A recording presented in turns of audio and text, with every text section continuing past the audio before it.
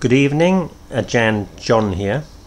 I have to apologize. Today my voice is a little raspy, R-A-S-P-Y, because either I have a cold or the weather here in Bangkok is causing me some problems. Here we're having the hottest season of the year, and although I don't usually catch colds, I do often feel some effects from this very hot and humid weather. Today I'm going to continue with the last part of my discussion about Jilted Killers. Remember, I have been talking about the situation where some men, after their girlfriends have dumped them, get violent and attack their girlfriends. We have been discussing the case which happened in my neighborhood last week, where a young man stabbed his girlfriend with a pair of scissors several times. I don't know the condition of the girl. I don't know if she has died or whether she is still in hospital. The last I heard, she was in ICU. Today I want to talk about crimes of passion. Crimes of passion. This is a crime which usually involves some strong emotion, such as anger or love, and is often seen in family situations.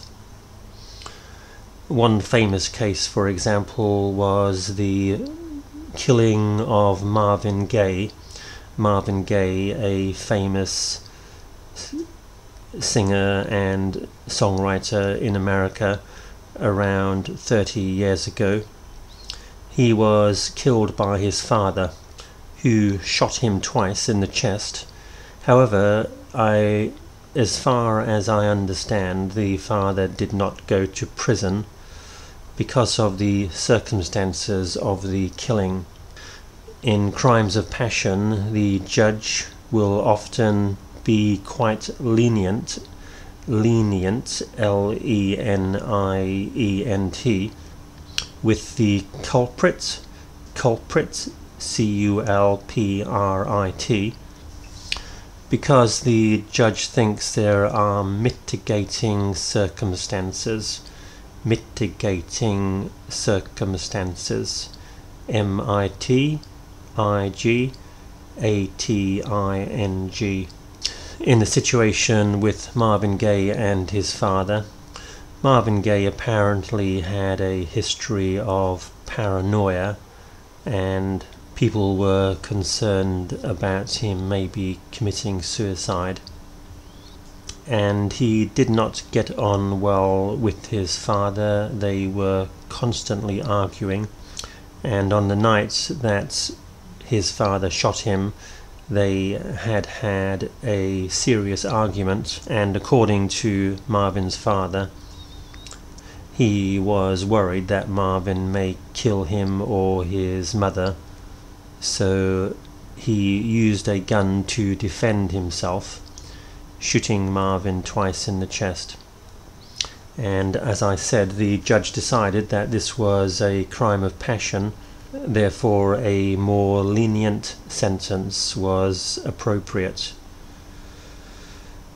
Now, I'm not at all sure I agree with the concept of crimes of passion.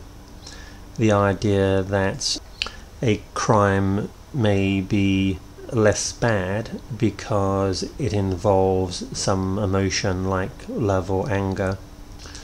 If we compare a murder between two lovers with, for example, a murder by a hitman who has been hired for money to kill someone, your immediate reaction may be that the hitman is committing a worse crime because his motive is purely money. However, I think it's possible to argue with this. If you kill someone you love or used to love, why can't we say that that is a worse crime?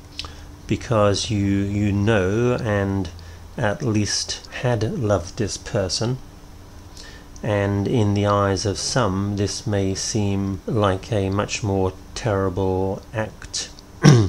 Terrible act.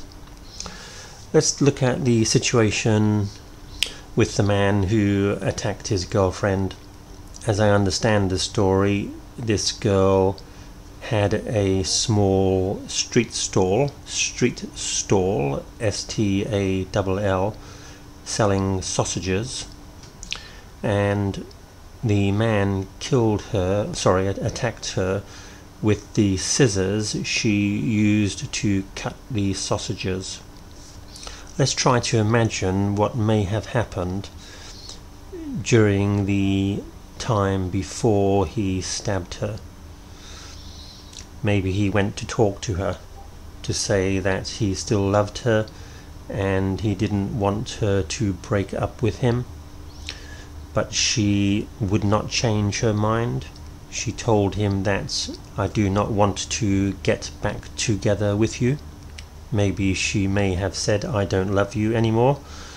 Maybe she may have told him, I already have a new boyfriend. Although I think this latter would have been a serious strategic mistake,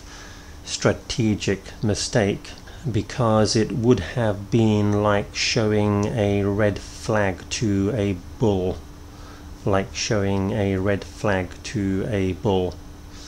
It would certainly have made the man more angry. It would have been much wiser to say to him something like, yes, I still love you, but I think we are not suitable for each other, and although I don't want to be your girlfriend anymore, we can still be friends. This, I think, is a classic strategy for getting rid of your lover with the least amount of tears possible. If you are not really angry with your lover, then why be mean? But what do you think? Do you think it's better to be frank and tell the truth, or should we coat our explanation with sugar?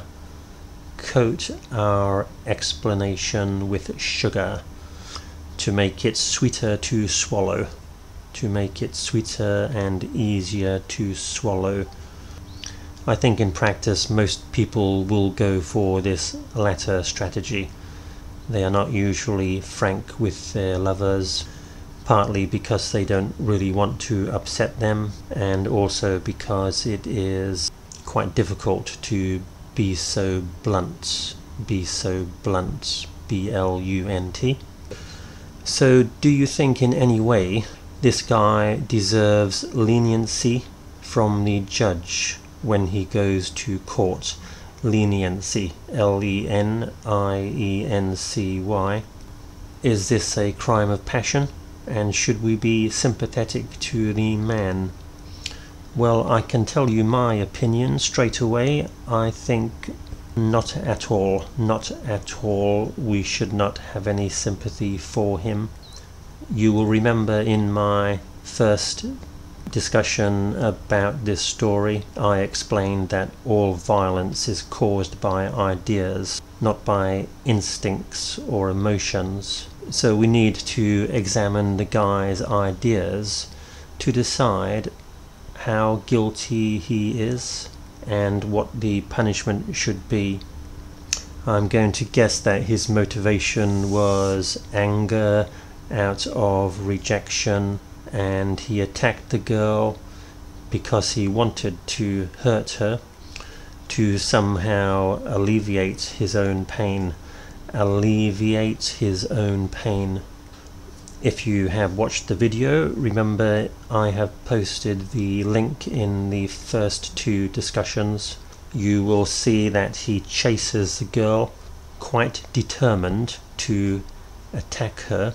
In fact, he stabs her several times while she is trying to get away, but he holds on to her clothes.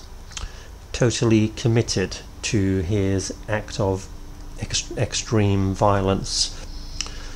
If it hadn't been for the video, maybe he might have been able to argue a different case. Maybe he could have tried to say that he stabbed his girlfriend on impulse when the anger arose within him. But we can clearly see that is not the case. He chased her, and this attack lasted some time. It was not a sudden impulse. I'd like to discuss one other area which I think is relevant to this case. This is the attitude of men towards women in Asia. I have seen many physical attacks on women since I have been living in Thailand, and I have to say I have never seen this in another country. It seems to be something which is endemic in Asia, and I suspect that it is sustained by the attitude in Asian society that women belong to their men. And in some way, some men see this as a kind of justification for doing to the woman what they want to.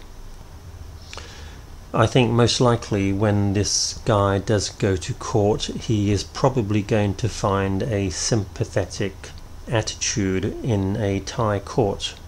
But I think this just reflects the culture and how the legal system is influenced by that culture. If I was the judge, I would in no way be lenient. In fact, I would probably want to make an example to show that it is not in any way acceptable for a man to attack a woman for any reason whatsoever.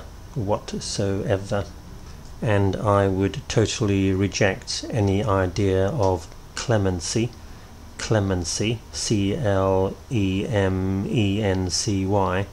because this may be a crime of passion.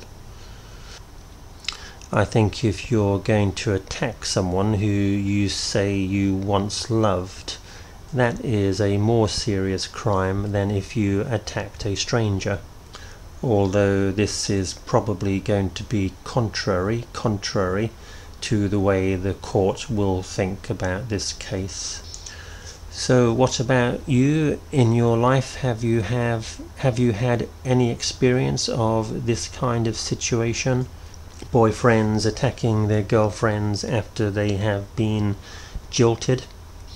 Or maybe being nasty in some other way, such as posting some embarrassing pictures on the internet.